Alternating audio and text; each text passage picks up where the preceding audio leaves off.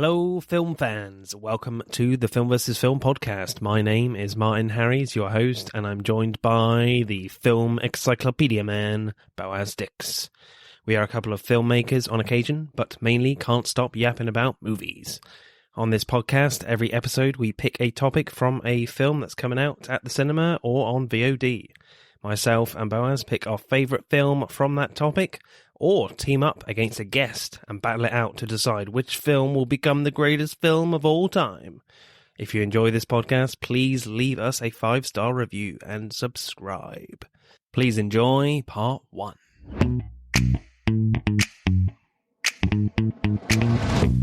Hello, podsters or podroonies, if you prefer. We are back from our summer break, hiatus, however you want to call it. And, of course, Hollywood is in not a great shape right now. So I have had a few films that I'm relating podcasts to that have been delayed. So Lift on Neflix was supposed to come out around this time, but that's been delayed till January because of the writers and actors strikes, respectively. So we'll be talking heist films. But don't worry, folks, I'm not talking on my own. I am joined by a guest, Vincent from the Camp Kaiju Podcast. How are you, sir? Hello, Martin. I am well. Thank you for having me on Film versus Film. I'm excited to talk about, always excited to talk about monster movies, but also excited to talk about heist films. I'd love to, explore that genre a little bit. How are you doing? I'm very well, thank you. It is a lovely afternoon, finally, in England after so much rain. It's insane. Like, the rest of the world has been burning, apart from the UK. So, Vincent, tell us about your podcast and where can we find you? Yeah, so Camp Kaiju Monster Movie Reviews is a podcast where me and my co-host, Matt Levine, we talk about our favorite monster movies. And what does that mean? That's anything from traditional kaiju, like Godzilla, mostly, Japanese movies, but also creature features, the supernatural, space invaders. So we've talked about Jaws, we've talked about Independence Day, 1950s American big bug movies. Nice. We can be found most places you can podcast: Spotify, Apple Podcasts, Google, Amazon, you name it. We also have our own website, campkaijumoviereviews.com, where we also blog and review movies, usually newer releases, just typing up our own reviews. But you can find past episodes there as well.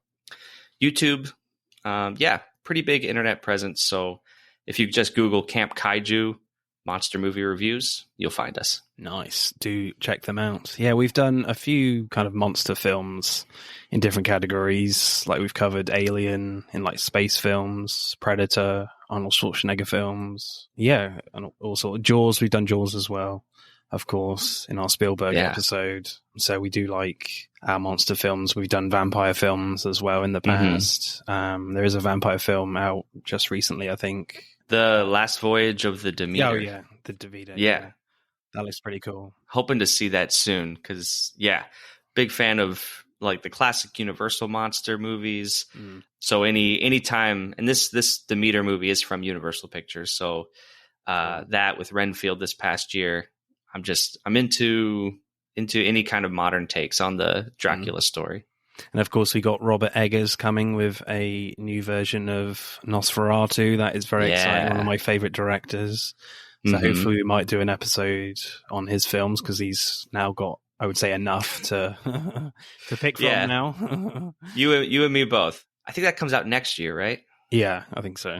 Yeah, he's very old school, Was it The Lighthouse is all in 4:3, black and white? Yeah, and The Witch. Oh, so great, The Witch. That is properly scary. Yeah, I know. That one gets under your skin. It really does, yeah. So I obviously mentioned this at the top of the podcast that, the actors strike and the writer strike is going on now. And as we record, I think they've gone past, last week, they've gone past 100 days of striking with the writers. So it's really quite troubling what's going on. And unless things don't get resolved soon, we're not going to get much brand new content, maybe late 2024, early 2025. I don't know. So it's kind of, it's disappointing at the moment with this industry, but this podcast, and I'm sure yours as well, fully supports the writers and actors at the moment. Yeah, got a lot of friends out in LA in those career fields. So yeah, I mean, full solidarity with them. I think you might agree too, just in the broader picture, just for lovers of film and cinephiles, it's Hollywood in general is at a crossroads. I feel like with the content that comes out, you talk about the dependence, I would say, of Hollywood studios on franchises and familiar names and IP. And like, where does that leave those writers and actors and creators who want to tell maybe more original, fresh stories? I think that plus obviously the pandemic, getting audiences back into theaters. There's a lot going on in Hollywood right now. A lot of I think big existential questions. Yeah, you certainly got a lot of franchise fatigue, and you got a lot of issues in terms with VFX artists being really overstretched with these big movies. But I think there is hope as well with what we've seen recently with Barbenheimer, Barbie and Oppenheimer doing incredibly well. And I think there were talks of Oppenheimer maybe moving to the winter, but they stuck with the same release date. And I think having those two films play off each other, it's really worked for both movies, especially Barbie. I have seen both of them and they're both terrific. I know a lot of people literally saw those films in the same day. So maybe this could be a new strategy. I don't know. With Hollywood. I don't know. Both of those movies, I just saw Barbie last night. I saw Oppenheimer a few weeks ago, but both of them were just such an emotional roller coaster for me. Yeah. Like laughing and crying at both and thinking about what does life mean. And Barbie surprised me, man. Yeah, same. I think you could argue it's just, it's Mattel. It's based on a toy, but Greta Gerwig does so much more than just that. It feels like more than just a commercial for a toy. And I really like that. And I think audiences responded because of that. Absolutely. It asks hard questions and it makes you think about bigger questions. Yeah, and I've definitely got that Ken song stuck in my head for a while now. Oh, yeah. Yeah. Right, let's get back to heist movies then. So what is your choice then, sir, for heist films? Hey, I'm James Lovino, and I'm here to tell you about Alternate Sides, a movie podcast with a twist. I've worked in the film business for 2 decades, but I haven't actually seen that many movies, and this has been driving my frequent collaborator, Sam, a self-confessed film snob, crazy. So every week, while he's stuck in his car trying to avoid getting a parking ticket, thanks to New York City's alternate side parking regulations, we discuss a classic film I've finally just gotten around to seeing. Alternate Sides, a new podcast about movies, parking, and a 25-year friendship, wherever you get your podcasts.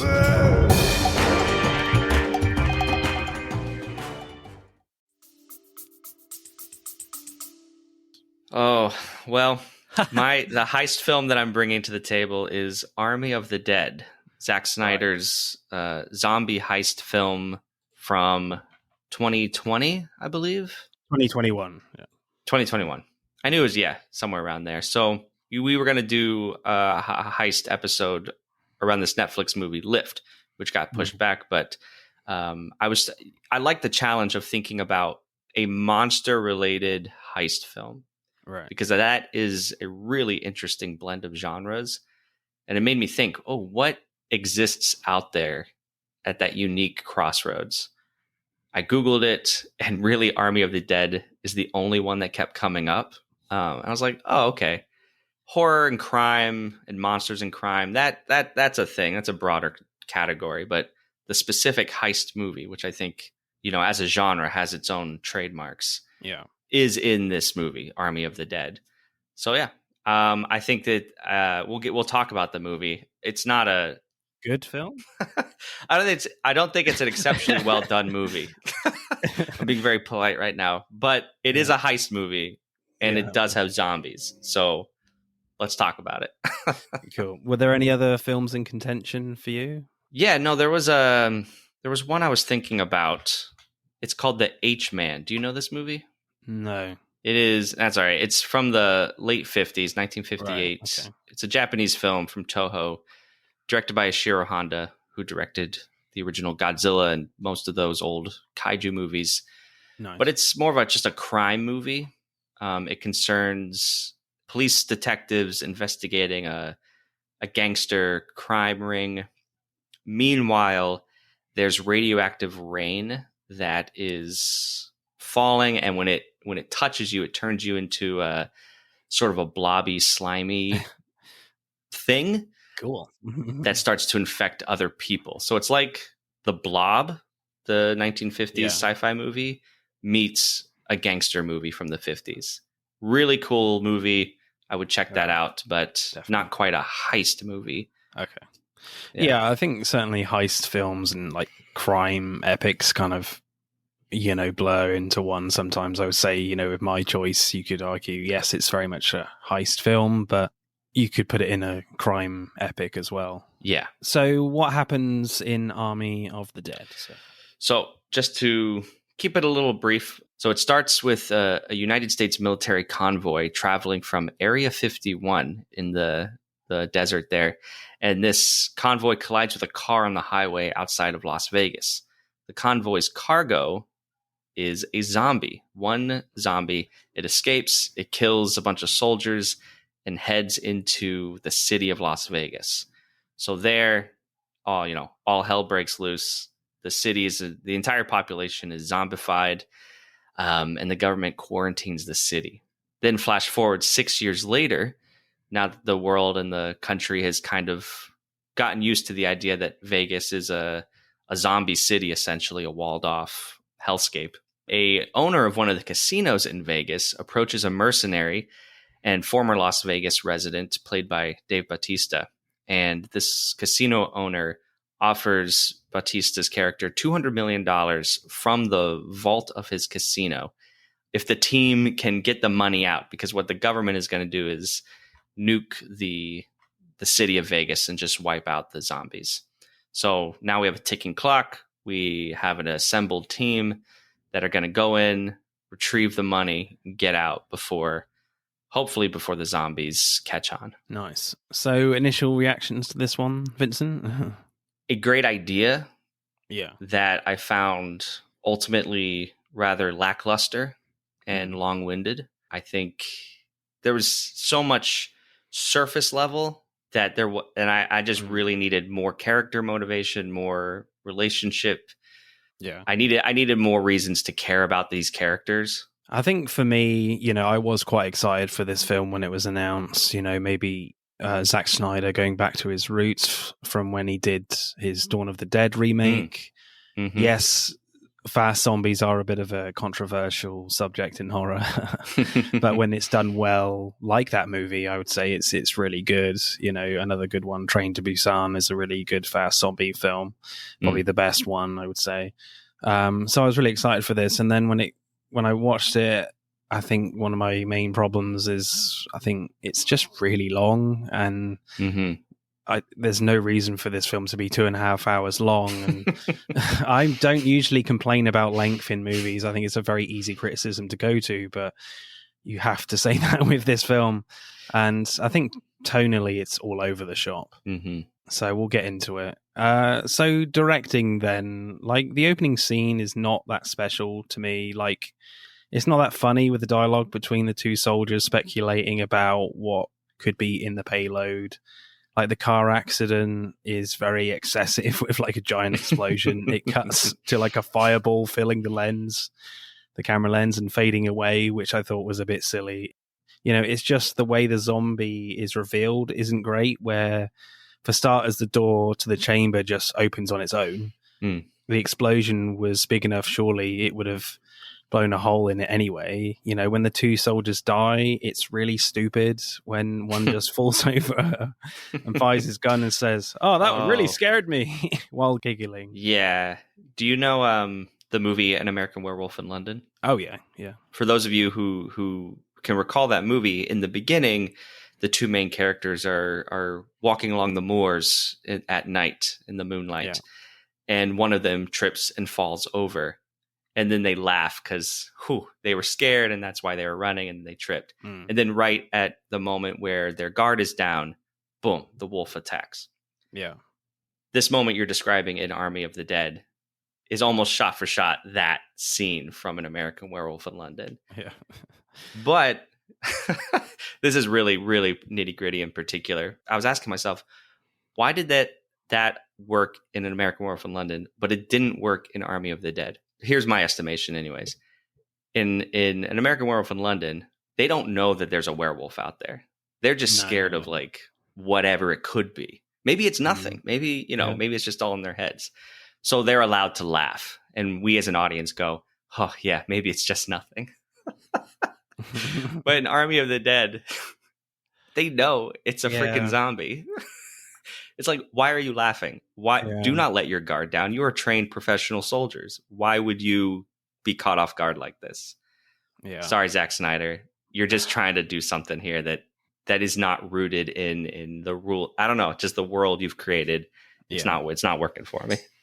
And of course, as soon as he gets up, one of them is going to get killed. And of course, that's exactly what happened. Exactly. So it was a disappointing start. I quite like the first proper zombie action scene where they're all indoors and the zombies are like hibernating, sleeping, standing up. They have to find a path through, and Bautista lays down like glow sticks for everyone to follow. But then it just gets a bit dumb where Martin Sandana's man, the Japanese guy, throws one of the glow sticks in the wrong direction, which leads to Chambers getting lost.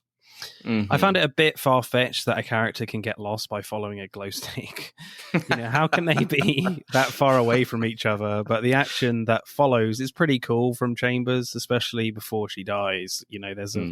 There's some fun like gung fu in there a little bit from John Wick I quite liked, but before the action starts, the tension is just not quite there because there's a depth of field problem because you're losing all like the details of the zombies around them. You only mainly just see the human characters in focus. That's it. But the whole film has this weird shallow depth of field problem thing going on, which makes the film really distracting. I don't know, Zack Snyder must have been like, no, I only want to see one character in focus at one given time. Did you find that? It's a weird thing he's going with here. I don't know, maybe he only had one lens to use. I don't know, for this whole film. Seems unlikely. Yeah, well, he was also the director of photography, so he was in full control of the camera with this movie. I know what you're talking about, and I've read that as a common criticism of the film, but it didn't distract me really all that much. Okay. I found it interesting in a way compared to the rest of the movie. I just thought, at least visually, he's giving us something I haven't seen before. I'm not saying it works all the time, but it's a little out of focus, which might not be everybody's thing. Definitely not mine. Yeah. But there's another film, a zombie film called The Girl with All the Gifts, that has a similar scene done a lot better, and the tension is just really ramped up. I don't know if you've seen that one, Vincent. No. That's a good one to catch. Okay. I think when all the characters kind of split off, I think I liked Dieter, Vanderhoof, and Guz the most, where they arrive at the safe, but Vanderhoof gets like a zombie to trigger all the booby traps. Oh, yeah. Where the zombies get shot by darts, riddled with bullets, and then squished. That was quite a fun moment. Definitely a tone that I was looking for a bit more in this film. Those characters play off each other quite nicely. I think, the film definitely needed more of this, comic booky tone with more humor in it for me, with the gore and stuff. I agree. I think there was a lot of emphasis on the dramatic nature of the characters. There's a lot of tragedy in this movie, a lot of drama.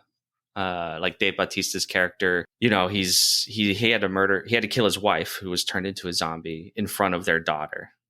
And like on the surface, heartbreaking. But I think to the film's detriment, it focused too much on that ineffectively. And to your point, it should have been maybe, look, just stick to the comic book, big picture, broad strokes, action comedy of the movie. That's why you got like Zack Snyder in here, right? Surely, to go for that more Right. bombastic tone. Yeah, there are things he does well, and there are things he does not do well. No. Yeah, and so this movie was very uneven in that ratio. So have you got a favorite shot or scene, Vincent? The only part I truly loved was the opening credits. It's a montage over a cover of Viva Las Vegas. Yeah. And it's showing the effects of everybody turning into zombies and people trying to escape Las Vegas. It's all very heightened and elaborate, almost like a musical number.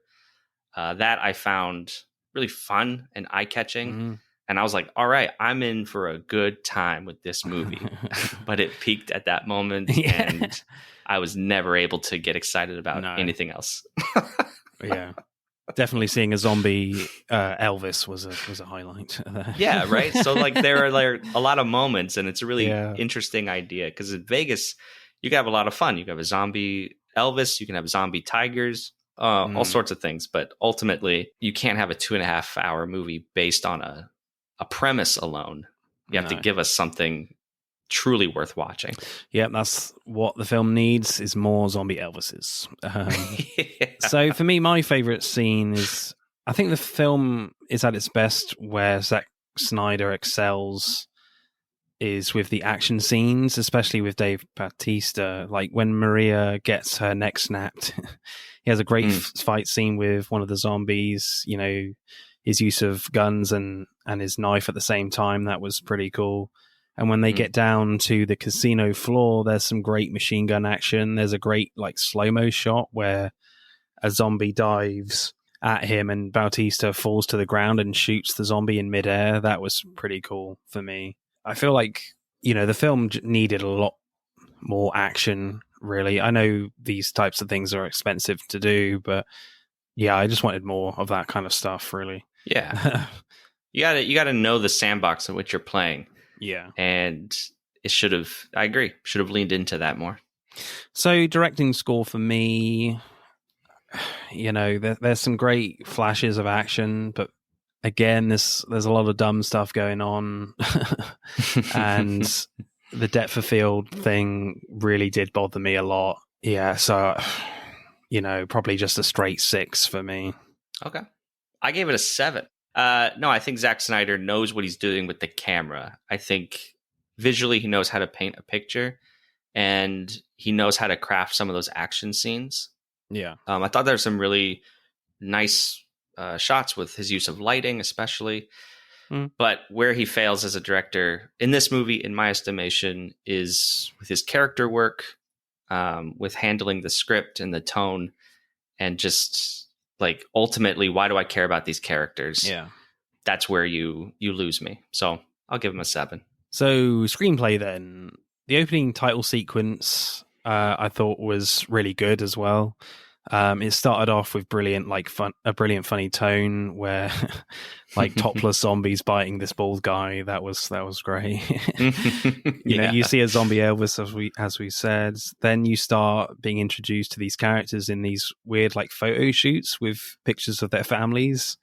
You know, and you have like a mother and daughter end up being killed when the wall comes down to trap the zombies around Las Vegas. And it's supposed to be this really kind of sad moment, but I didn't really feel anything at all because I have no idea who these people are. Right. You know, we shouldn't be expected to. It's the title sequence. You know, I think Snyder was trying to emulate the title sequence in his previous film, Watchmen, which is a great title sequence contextualizing the audience of what we're seeing in that movie. But for me, I think, you know, it did fail a little bit. I think there's a lot of fun stuff, as we said, but I'm not sure you need the mother and daughter thing being squished at the end. You know, for me, they should have just cut the opening scene and gone straight into the title sequence, but kind of kept this funny tone throughout. Yeah, I can see that. Yeah, the screenplay is, it's hard to overcome a bad screenplay. I'm not saying it's a bad screenplay. I'm just saying it's, you know, the dialogue especially is maybe a little clunky, maybe a little cheesy, you know, things like that. And then those lines are hard to deliver. I have background as an actor and a playwright, so Right. I'm always looking for those things when I watch movies. I mean, was there too many cheese sandwich jokes for you? Oh man, yeah, that line, I was like, what? What is going on here? Is this supposed to be a joke? Because it's not. If it is, it's not delivered well, let alone written well. So yeah, that's where it's like, what is the tone of this movie? What are we doing with these lines? Yeah, I could definitely see. I just could feel Dave Bautista like, oh, do I have to say this? Really? Can I say something else? Right. And you get that sense too, like when as an actor, when you're given lines that are not written well, you know, you could see his sort of reluctance and just like, okay. What I wanted to talk about was the nature as a heist film. How did you feel about it as a heist film? Forget about the zombies and everything. I think as a heist film, it's definitely in there, but I think the main problem with this film is that there's just too much going on, really. There's too many storylines, and so tonally the film is all over the place. You have this very like serious like father-daughter relationship, like the film is an Oscar drama at times. Mm-hmm. Then you have like characters like Gus, Dieter, and the helicopter pilot Peters being mildly funny, you know, like they're in a different movie, frankly. You know, you have Kate going after the lost people from the camp, you know, that die anyway. You have Sandana's guy Martin cutting off the zombie queen's head and betraying Lily and the rest of the team, and it's a heist film as well. You know, there's just too much going on here, and it takes like 50 minutes to get into Vegas, which I think is a big problem. Mm-hmm. Plus, some of the deaths are really, really dumb. Like Dieter and Gus decide to go for the money in the vault, and rather than try and get out alive with the rest of them, which I thought was kind of dumb. I guess they were definitely going for more of a humor in the decision making there, but it still just doesn't come off very well. You know, and then Dieter throws Gus in, throws the other guy into the vault, and it's by pure luck that he survives at the end. When Lily has the zombie queen head in her hand at gunpoint, threatening, you know, the king zombie. She doesn't back away to the helicopter to get in it. Oh no, she backs away to the edge of the roof. Why are you doing that? I know. Yeah, it's that kind of stuff that things happen because they have to happen, not because they have a reason to happen, if that makes sense. But I'm with you too. Too many storylines, because I was thinking about it, because like, what are my favorite heist movies? You know, like Ocean's 11, even Inception. I was thinking, why do I like those movies? It's because it's a small team, and you get to see each of those characters as very unique, so specialized in what they do and who they are. And for me, Army of the Dead, the team was so big, and everyone kind of just blended together. Nobody really stood out. Yeah, because you have like Bautista as the leader. Yes, he's going to be the big badass. You've got like Dieter, the kind of comic relief, but he's the safe cracking guy as well. And you have Peters, the helicopter pilot. And then everyone else is kind of like a substandard badass. Yeah, you know? Right. There's no other like specific role they have.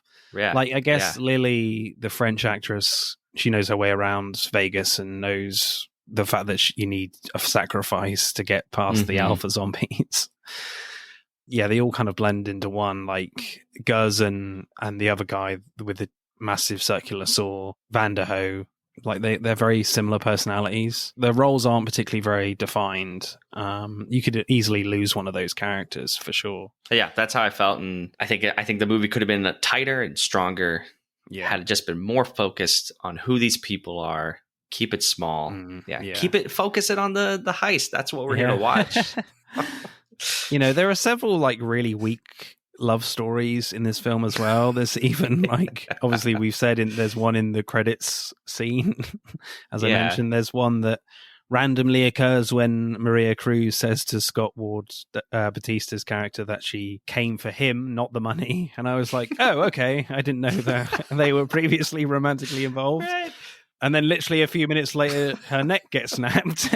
I know. It's like, why is that in there? It's just distracting. Yeah. And it's making this movie far longer than it needs to be. Yeah. And I feel like it was only there to get Bautista's rage on against the zombies. That's it.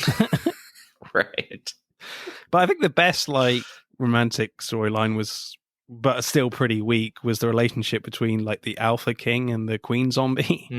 Especially when you see that the Queen has lost a child, you get a strong idea that the zombies are gonna go at them hard in that moment. So I think the strongest romance are from the monsters. Ironically. Which I think says something about the film. Absolutely. So, favorite lines? What have you got, Vincent? I don't know if it's a favorite line, but it's a line that stands out, for better or for worse. In the beginning, the team is meeting with Tanaka, the casino owner, and Tanaka says, "Easy peasy Japanesey," and then I forget the character, but one of the team is like, "Oh, sorry, you can't say that. It's we say easy peasy lemon squeezy now because it's politically incorrect." However, Tanaka, being Japanese, says to him, "But I'm Japanese, I can say that." And it's not funny because it's a clever line. It's just funny because it's who wrote that? Why? Yeah. That's okay. Sure. If that's the direction we want to go in with this movie.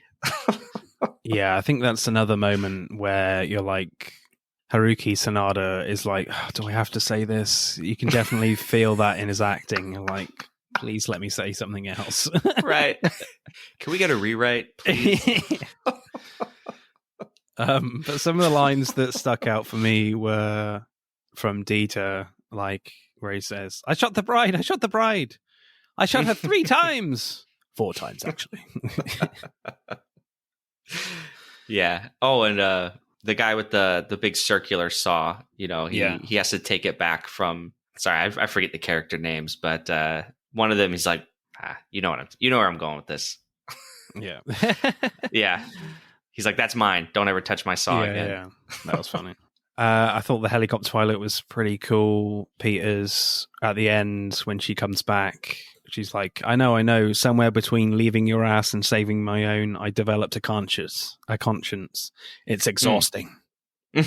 That's a good line. Yeah, but I think my favorite is from the character called Martin when he sees the zombie tiger for the first time. And he's like, it's a goddamn zombie tiger. That's crossing the line. Yeah. That was fun. Yeah. So screenplay score for me. Oh, this is not good. Not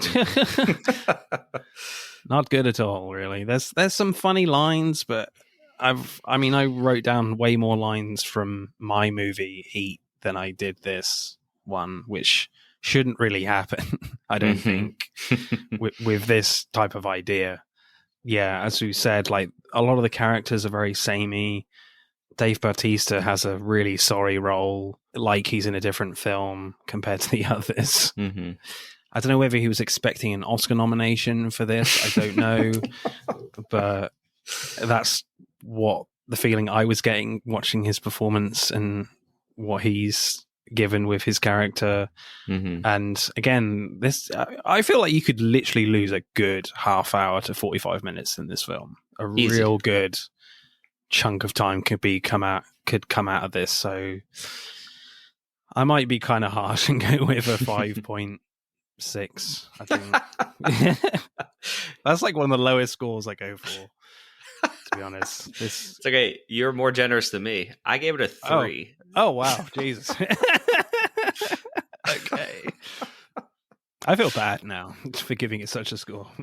I'm the same way. Look, and if you listen to my podcast, Camp Kaiju, we don't bash movies. We don't just for the sake of it. We try to honestly give a fair assessment of the movie. But we talk about what we like to say, the good, the bad, and the campy. Yeah. we talk about bad movies too. And I think this is a bad movie. I think it starts with the script that it tried to be funny and it wasn't funny. It was too complicated, and I didn't care about any of the characters I was watching die. And if you're gonna shoot it like this is an emotional death, but like if you don't care about the character, there's a disconnect there. So I was not impressed with this script. Right, acting then. Oh dear. The zombie alphas, I wasn't quite sure about. You know, can you even class them as being zombies if they have a decent level of intelligence and can reproduce? I don't know. I kind of like the stillness at times from the King Alpha. He does have a bit of a presence, especially towards the end. He was pretty good, I thought. And the more like Spider-Man-esque, otherworldly movement from the Queen zombie, I quite liked. She had a real creepy quality to her. And with the slow and fast zombies, they don't particularly do anything new with the genre, I don't think, compared to other films that go in the fast zombie direction, like Train to Busan. Certainly the alphas, the King and Queen, you know, there's some interesting stuff there. Yeah, it's interesting, and I think it speaks a lot to this movie that we're more impressed with these King and Queen zombies and their performances and the way they're written than, you know, the 12 human characters that I think we're supposed to care about, you know?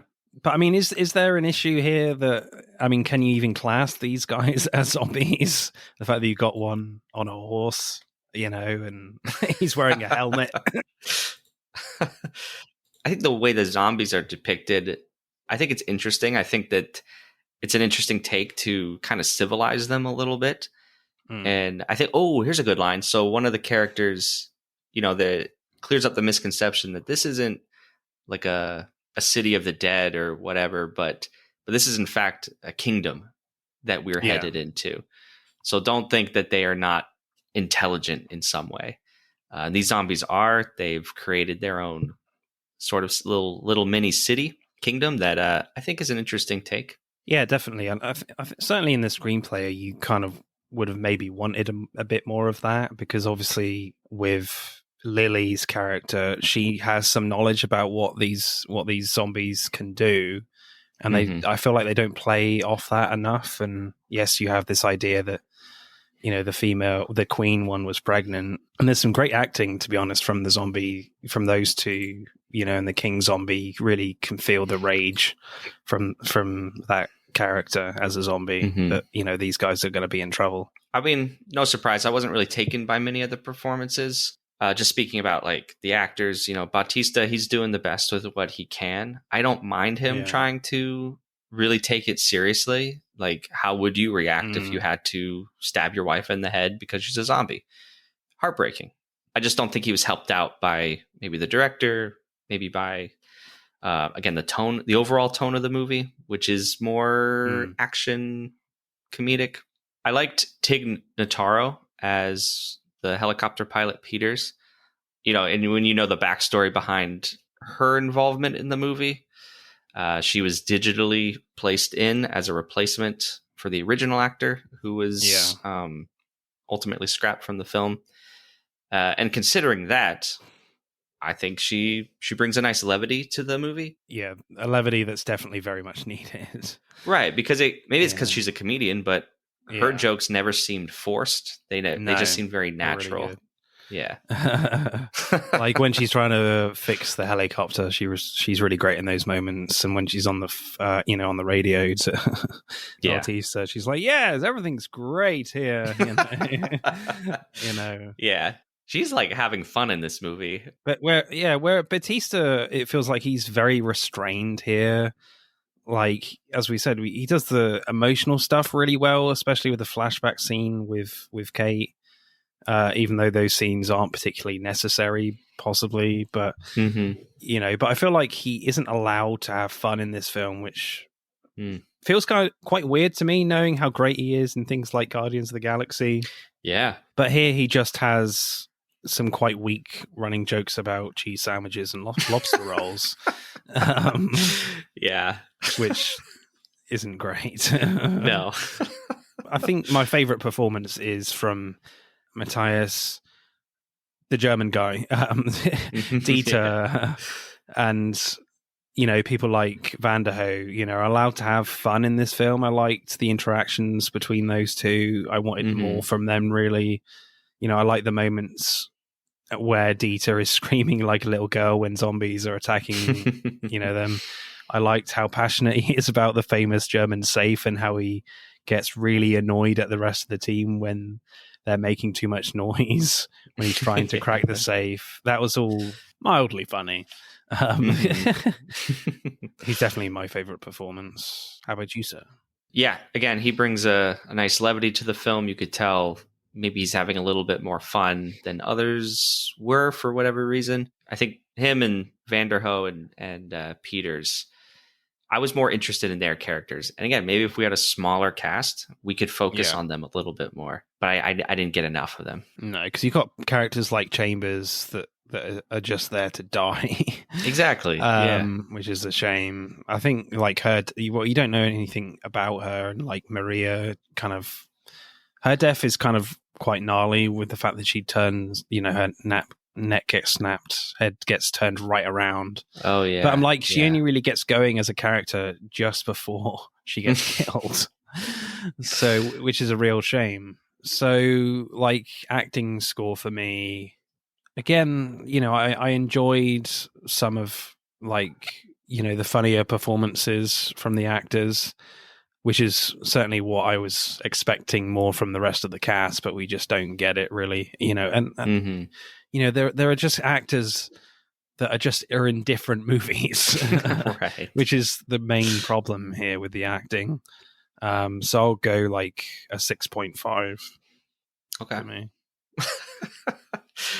This is funny. I gave the acting overall a 3 again. Oh, right. Yeah. Okay. I mean, again, I think they're doing the best with what they can, and this is always the question. Is the actor like Bautista? He's not bad, right? But he's in a different movie, Yeah. And how much can you blame the director, the script? Bautista by himself is doing a good job, but sorry, bro, it's not working. It's like you're not getting an Oscar for this. No. Yeah, you might do if you could deliver that performance in an actual, I don't know, father-daughter drama, but right. Not in a zombie movie. No. Or if it was a different kind of zombie movie, but this is a big action-packed, star-studded affair that little moments like the father-daughter relationship are going to get lost in. Yeah, because that's not what we're here for, unfortunately. Right. Let's add up the scores then for Army of the Dead. I think it's going to be very close to the bottom of our list. Army of the Dead gets a pretty low score of 31.1. 31.1. Okay, out of 100? 60. Yeah. Out of 60. Oh, sure, that makes sense. Yeah. Okay, so yeah, It could be. No, it's not going to be close to. I think that's okay. I think that's where this movie sits. I think if you like zombie movies, if you want to have a laugh at characters doing stupid things, and this is the film for you. Get a kick out of that, then sure. Yeah, if you keep everything in this movie, even with the bad script, even with the bad blah blah blah, if you just honestly take 45 minutes off of this movie, I could watch it again. Absolutely. But it's so much longer than it needs to be that it's a time commitment I don't often have in my life. I want to watch things like Heat, which is almost 3 hours, but it's so much tighter as a movie. Yeah, absolutely. That's it for part 1. Thank you for listening. We hope you enjoyed it. Check out part 2 to see who wins. But don't stop there. Get involved and tell us what your favourite films are relating to the episodes. Send us a DM or comment on Instagram and TikTok at Film vs. Film Podcast, for Twitter at FVF_podcast. If you do, we'll give you a shout out on the next episode. If you're feeling really generous, you can buy us a one-off coffee at our Buy Me a Coffee account. Remember, please leave us a 5-star review and subscribe. Pod signing off.